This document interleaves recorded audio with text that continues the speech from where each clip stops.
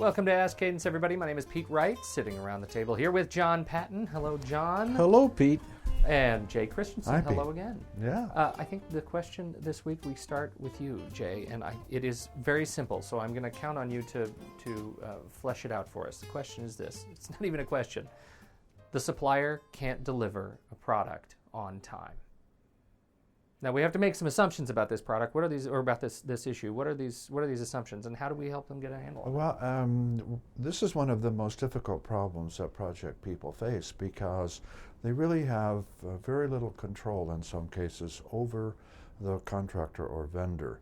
They may have a contract that they can use as leverage, but that is a long, laborious process to get people to adhere and conform to the contract when the project is not getting done. So we need to attempt to solve the problem before it gets to that point. And a couple of things that I'd like to talk about at this point is to get the supplier or vendor involved in actually helping plan the project. Get them in the planning process so that they have then some skin in the game and they have an opportunity to help define the direction of the project and how the project is going to go. Second, a part of that then is for the contractor or vendor to be placed on the responsibility matrix so that people know what it is that we can expect from the vendor or supplier. Another technique is for the vendor supplier to develop a responsibility matrix for the people in their organization that would be helping deliver the goods and services that they are expected to do as part of the project, so that they then can see what support they're going to get from their organization in terms of completing tasks by knowledgeable, experienced people. We can also expect a very detailed schedule from a contractor vendor that is manageable and that is tangible, and where there is, where there are no tasks that are longer than 3 calendar weeks. This is what's called the 3-week guide for the work breakdown. In other words, making sure that the vendor is doing as thorough a job of planning their piece of the project as the project team. And this also means then that the vendor would have for lack of a better definition at this point, measures of success for the work that they will be doing, so that the project team and the project manager can see periodically how well the vendor is doing in an incremental basis. So what you're saying, I mean, you make them a team member, and if, depending on the level of skin they have in the game, they need to put up. Yes, Pete, I think what we're talking about here is an aspect of the knowledge areas of the project management body of knowledge that people don't often talk about. And this is the procurement piece of project management. To invest some time up front when you're selecting your vendors and writing your contract, to put clauses in it that really will integrate this vendor into your project team and into the planning and control activities. There are 4 clauses specifically that we recommend adding to the contract. Number 1, the supplier will identify their internal contact, that is project manager or team member that will sit on our project team, and that will be our ongoing contact. Because sometimes the sales function in a supplier just goes out and closes sales and comes back and says, here, I've made a sale, now you guys put it together. So before closing that sale completely, which really is signing the contract, we want to make sure that we've got an individual internally that we can continually go to and is responsible for the internal activities.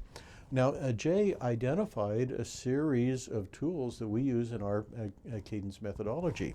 So clause number 2 in the contract is that we're going to add is that the supplier will use our project management methodology and techniques. Now, to our listeners, I'm not saying cadence necessarily. If you have a methodology which you use internally, specify your company methodology to be used in the contract and that you will train the supplier in the use of that methodology. Excuse me one second, John. I'd like to add to that. And a key element of project success is communication. And if the supplier is allowed to use their own process, then it's apples and oranges when the project team is trying to communicate with the vendor or contract, and that leads to communication breakdown. So even further important for them, the contractor vendor, to use our accepted methodology so that we can talk easily with them. Well, Jay, there are 4 clauses.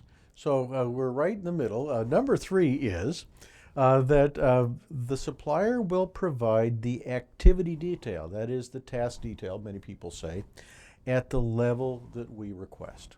So if you're the customer, then you'll put in the contract whatever we ask for in terms of schedule detail, vendor, you will supply it. So that causes the vendor to plan out the work in a detail that they may not be used to. And then finally, on number 4, you usually get vendor compliance because they will be able to bill you for it, and that is that the supplier will attend status meetings with the frequency that we ask. Because it goes right back to your point on communication, Jay. We want them there. Now, I'll close this out with a story that occurred in a seminar that I was teaching internationally. And there were people from all over the world, and there were less experienced people, and then there were some very experienced people in the room. And one of them was complaining about their inability to get information from the supplier. And a person from Taiwan who'd been in the business of project management for a good 15 years just had had enough. And he said, "Let me tell you how it's done. When I was a new project manager, just like you, I had to have full delivery on time from the vendor that we had chosen. I hadn't chosen the vendor, the company had chosen the vendor. And I understood immediately that this vendor knew nothing about project management. So I visited him, and I spent 2 or 3 days in his shop watching the people do the work. And then I focused on our product that he needed to create. And as he told me how he was going to do it, I mapped it out on a schedule, and I confirmed that schedule with the vendor. Is this what you're going to do? And I got the vendor's agreement, and this became the basis of our communication weekly as we went through the project. And that vendor delivered on time. And he looked at this young person and he said, "That's what you've got to do. The project manager must be willing to work at a very detailed level with any supplier who doesn't have the same skills in project management or experience as we do." And I'd like to support that also by saying there might be some selection criteria for the vendor contract up front, in the sense that we ask them for project management practices and techniques, and then we may even go to the extent of examining their track record on previous contract to see how well they did or did not adhere to project management practices. Well, check my logic on this. I mean, all of these efforts are to prevent you from getting in a position of having to say the supplier can't deliver the product on time, and having to be put in a position of saying, do we need to go get another supplier? So, Pete, it's the same thing we face when we're getting team members internally. We don't always get who we would ideally want. So if we get a person internally that is a new performer or a marginal performer, we're going to have more detail in their part of the schedule, in their task work. It's the same thing we're going to do with a vendor who is an unknown or who has a poor track record, but we still must work with them. We even had in a phone company a vendor who was on probation, software development vendor, and they were key to this new product. And the project manager really caused, well, first of all, made them feel useful by integrating them with the project team. They'd always been at arm's length before. And then ensured that there was sufficient detail to determine when they were slipping behind and always took corrective action with the vendor representative. And the project came in one day early. Well, that's the objective. These are great strategies. Thank you for the discussion, and all of you downloading. Thank you for listening, and we will be back with you again next week. This has been Ask Cadence.